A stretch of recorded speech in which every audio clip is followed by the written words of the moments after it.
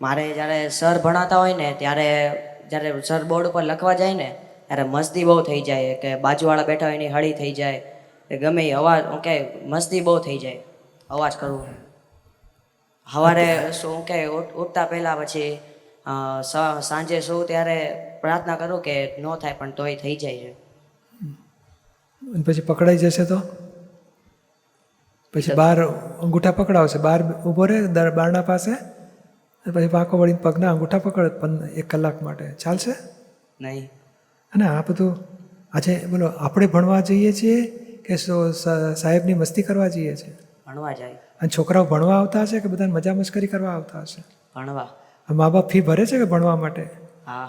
અને પપ્પા નોકરી ધંધા કરીને 8-8 12 કલાક કામ કરીને પૈસા ભેગા કરે છે અને આપણને આવું તોફાન કરવા માટે પૈસા સ્કૂલમાં ભરે છે આપણા માટે નહીં કે ભણવા માટે?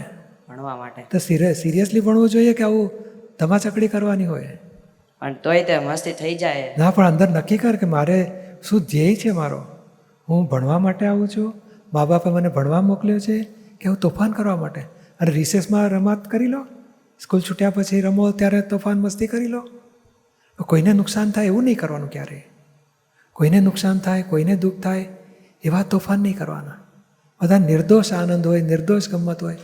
અને તે ભણતી વખતે તો ના જ કરાય કે સાહેબને ભણાવવામાં ડિસ્ટર્બન્સ થાય, લોકોને ભણવામાં ડિસ્ટર્બન્સ થાય, એવું ક્યારેય ના કરાય.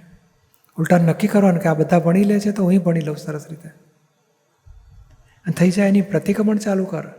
હે ભગવાન, મેં નિશ્ચય કર્યો છે તોફાન મસ્તી નહીં કરું, થઈ ગયું એની માફી માગું છું, ફરી નહીં કરવાની મને શક્તિ આપો. રોજ 10 મિનિટ માફી માગવાની, રોજ રાત્રે સૂતા પહેલાં, તો ઓછું થઈ જશે. સમજાયું ને? હા.